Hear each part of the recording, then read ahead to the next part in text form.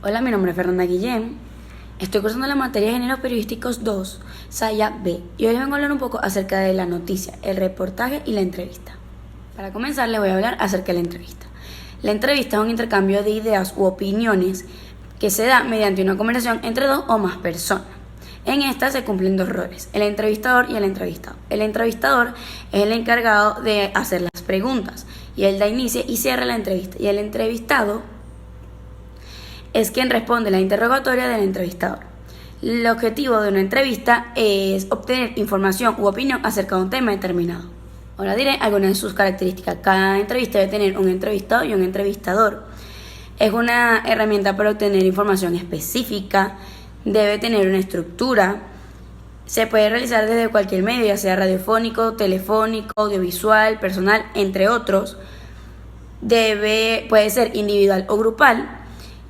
Y predomina el discurso directo y subjetivo. Ahora iré a las partes de una entrevista, que es el inicio o bienvenida, el desarrollo del diálogo, el cierre o despedida. En el inicio o bienvenida, el entrevistador le da la bienvenida al entrevistado y se expone el tema a tratar. En el desarrollo del diálogo es el cuerpo de la entrevista. Empieza la ronda de preguntas y respuestas. Y en el cierre o despedida, el entrevistador se despide, expone de manera resumida la entrevista y hay algunos casos en que le da la oportunidad al entrevistado a despedirse. Ahora diré algunos tipos de entrevistas. La entrevista noticiosa o informativa es la que más se usa en el género periodístico. En esta se le da al oyente información rápida con preguntas y respuestas cortas. Predomina el qué y el quién, pero no se debe olvidar las 5W más H para su comprensión total.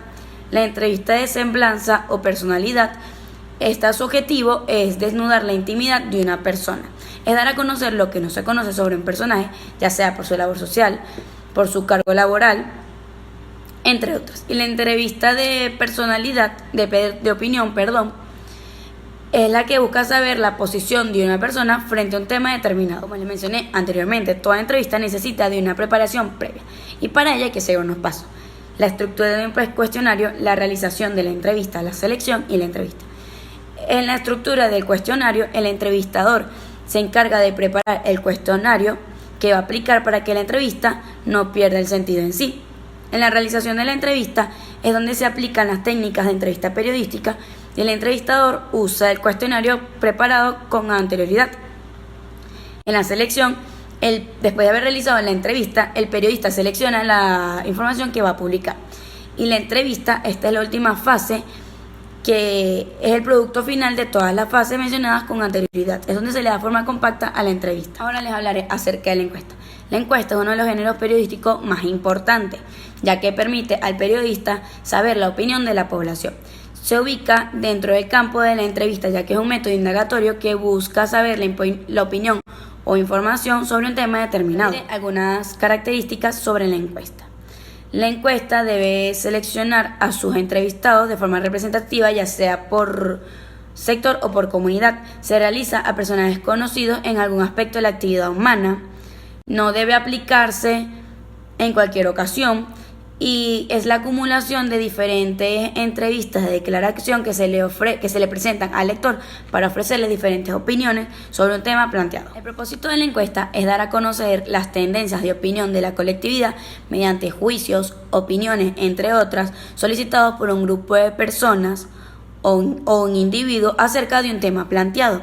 Según Hernán López, son 5 los factores que se pueden medir mediante la herramienta denominada encuesta, que son las actitudes, los valores, los conocimientos, conductas y opiniones. Y por último les hablaré acerca del reportaje. El reportaje es una creación personal, es una forma de expresión periodística que además de recoger hechos, recoge la experiencia personal del autor. Mencionaré algunas características sobre el reportaje. El reportaje, al igual que la entrevista y la noticia, pertenecen al género informativo. Presentan hechos sin profundizar en sus causas. Describen el ambiente sin distorsionar la información. Presentan la información en forma amena y atractiva para captar la atención y combina en su estructura los géneros periodísticos como la noticia y la crónica y los géneros literarios como la novela y el cuento, la descripción y la narración. Ahora diré los tipos de reportaje. Según el tema, que pueden ser religiosos, económicos, sociales, turísticos, agrarios, entre otros. Según el canal de difusión, que pueden ser impresos, radiofónicos o audiovisuales.